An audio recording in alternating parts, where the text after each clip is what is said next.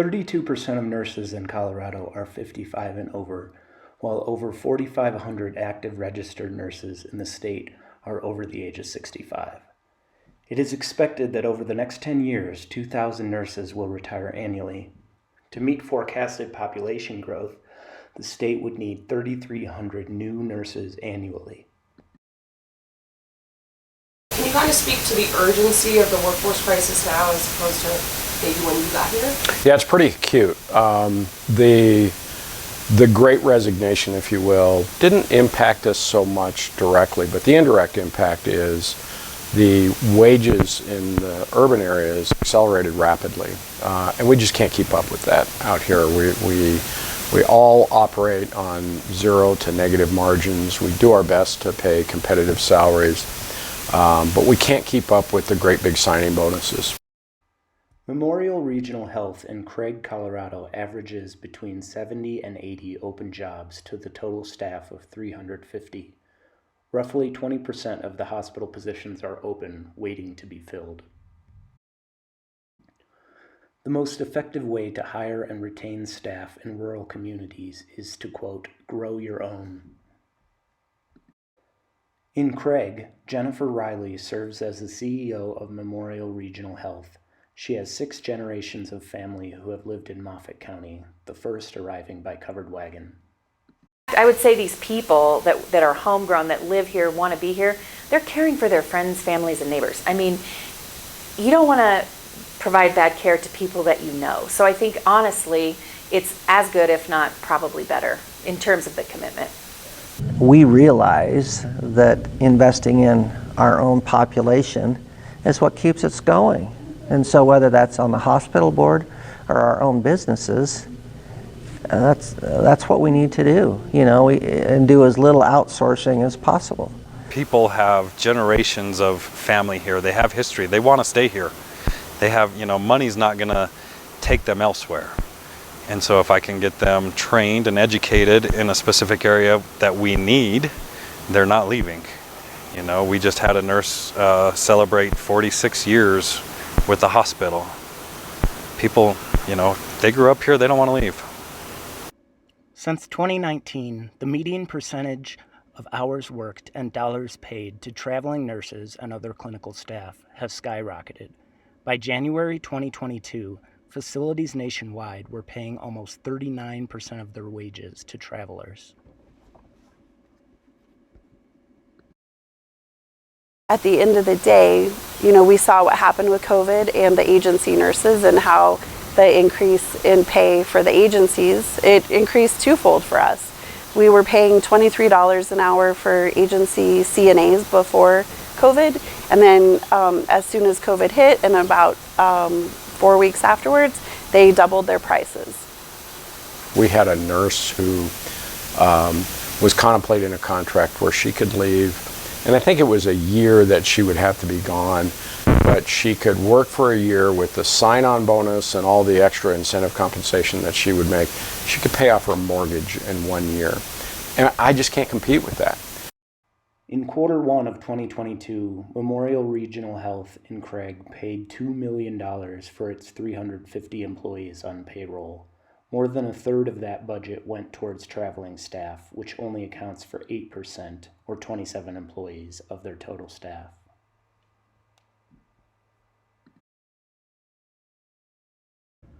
Homegrown workforce strategies save money and improve healthcare access in the long run, but require significant upfront investments.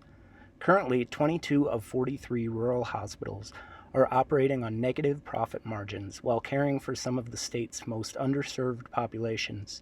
Public investment is necessary for the state's most vulnerable healthcare providers to implement these strategies.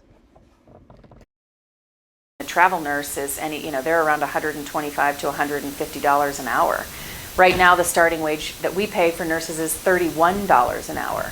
So even though we're making that upfront cost with the education stipend that we're giving them, down the road, that's going to pay itself back in a month or 2 months of work once they come on board as full-time nurses. And it's hard, it's an upfront expense. We don't see the return for a couple of years, but that's the long view recruiting that we've had to take. The cost is prohibitive. I'm sure that all facilities are just wondering, how are we going to continue this? The cost of travelers, even with a handful of travelers, can be more than your entire payroll for the rest of your staff for a month. And it's just not sustainable. In response to increasing workforce cost burdens, the facilities in both Craig and Hugo have implemented paid educational opportunities for staff to get professional medical training. In exchange, recipients sign a retention agreement. In an effort to avoid paying travelers, Lincoln Health Community Hospital and Clinic in Hugo has begun paying for the cost of CNA certificates in exchange for a short employment commitment. CNA class costs us around $1,000 to send somebody to it. In the scheme of what we've paid for agency staffing for CNAs, that's pennies, right? So we need to identify people that are willing to make a commitment to Lincoln Health, that are in our community, pay for them to go through that course, have them sign an agreement that they're going to work for us for 6 months, a year, whatever it is at the time, whatever we decide is appropriate. And then, I mean, that is really beneficial compared to us and doing the 13-week contract and paying 3, 4, 5 times what we would normally pay a CNA, paying that to the agency. We did the math and it pays off. So if we get, most of the time they stay too. So we've noticed that it's not like we have people staying for 6 months and then going somewhere else, especially if they're local. In Craig, Memorial Regional Health started a program to pay for the education of nursing aides through an apprenticeship program. For our nursing, we've done a in-house sort of nursing program with members of our community, and we are getting, a lot of them have now passed their boards and they're coming on board, so we've gone through that process. And so it was sort of like, I think you had mentioned previously, it's a homegrown nursing program, and so it was fairly successful, and we're super excited that we're now getting the fruits of that labor to come on board. With our under that Grow Your Own, that medical assistant apprentice option, we're bringing people in who are interested in healthcare and just trying to look for a way in, and that's one way to bring them in and help them understand, you know, maybe this is for you, maybe it's not. But they have a year to get certified as an MA. They can take online classes. They get certified, and if they pass their test, we reimburse them with the stipulation, hey, you'll stay with us for 2 years. So we had to be creative and come up with a way to take our current workforce and develop them into someone who would be interested and wanting to do it and learn a new career, and it's been successful. Well, we have a prime example. We have a dual lingual speaking MA. He got certified through us that also works at McDonald's, that has been offered more money to become the manager there, and his ambitions are just outweigh, and he wants to become a PA, so you just have to help guide him, I guess, with the education, the mentorship.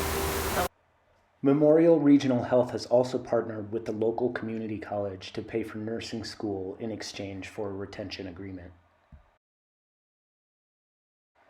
Memorial Regional Health, MRH, paid for 10 students to attend nursing school. 6 students completed the program and are on track to join the staff with a retention agreement. Additionally, 6 more MRH staff just signed retention agreements to enter the paid nursing school program through the hospital. Each student in the program costs MRH upwards of $165,000. We had a couple of young ladies who went through the program, and one of them just started in the emergency room 2 weeks ago. She had worked with us, you know, as a nursing student, and she had another position as a CNA, and so now she's a nurse. And so how exciting is that? My name is Talia Barnes. I am now a registered nurse in the emergency department. I came to MRH through this program that was being offered. It was originally a Hispanic outreach program. It kind of got shape-shifted. I'm not fluent in Spanish, so I signed up for it and got it, and it was pretty much a full ride to nursing school. I don't know, I got really lucky because I grew up with a single dad, and I didn't have resources. I didn't have a college fund to lay back on, so with this, it gave me a full ride, and I didn't have to apply for any other scholarships. If I didn't get this, I probably would have gone that route, but I think it kind of just fell in my pocket perfectly. family, so I'm very thankful for it. How much, do you have any idea how much it would cost out of pocket? I know that we owe roughly $26,000 for 2 years of school, and mine's actually closer to 3 because I did my bachelor's prereqs while we were waiting to get in. So I imagine it would probably be even more than that if you were staying on campus with dorms and food and all of that. You know, okay, you owe us 3 years. That's nothing. I'm 21, so I'm 24 by the time I'm done, and I can have a whole career ahead of me if I do decide to leave. I don't plan on leaving. I love this organization. I love the people that I work with. I think what Jennifer's doing with the organization is really great, and I'm loyal to this organization. I love everyone that I work with, so I hope to stay for a long time. MRH is still in the process of evaluating the financial return on investment, but early returns are promising. That was kind of the purpose of this program as well, is to help eliminate the traveling nurses, because our organization does pay them a lot of money to come, and it's better to just have in-house. So I think now that they're getting us licensed and graduated, that it's taken a lot of pressure off of MRH financially as well. I mean, not every single one of them has panned out. It is not a foregone conclusion, but neither is paying a recruiting company to hire a specialized caregiver. We pay big dollars to recruiters. We pay signing bonuses, and sometimes those people come and those don't work. So hiring anybody is a gamble. I think we've been doing it long enough. We've found some ways to make it more beneficial.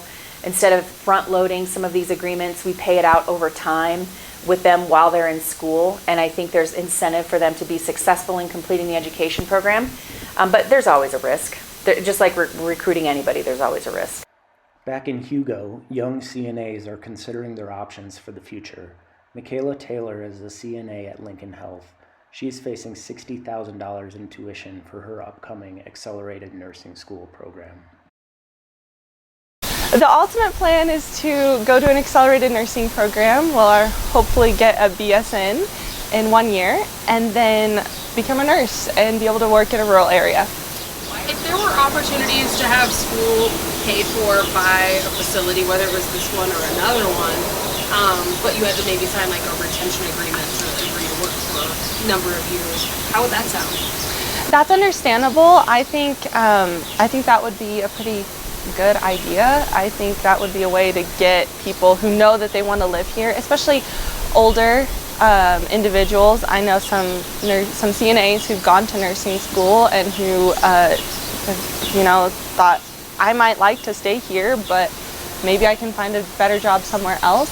That might encourage them to stay and to get that next degree up and be able to have a job when you come out, which is really important. Yeah.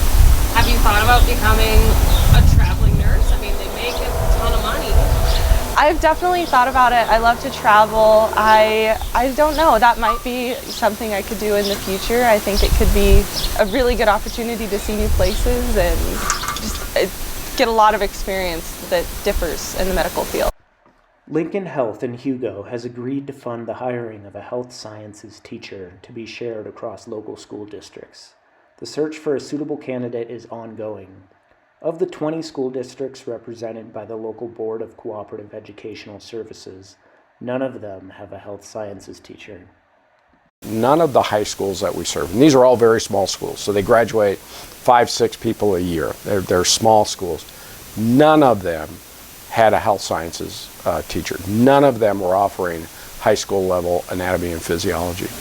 So with that gap, it was very obvious to us, let's hire a teacher that can serve all of those high schools and begin to offer health science classes in the local high schools.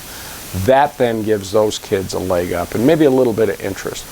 At the same time, if we can do some training like CNA training or medical assistant training, then they get a job that comes along with it. So I think we've got to start at the middle school to high school age. You've got to infuse that passion and that love, because we come into nursing not because you're going to get paid $1 million, because you love the work that you do. This is an absolutely wonderful program and able to maybe grow our own in our communities, because, you know, the opportunity for them to experience the healthcare field, you know, a lot of kids go through school And then they get out and they're doing what they went to school for, and it's like, I'm not loving this.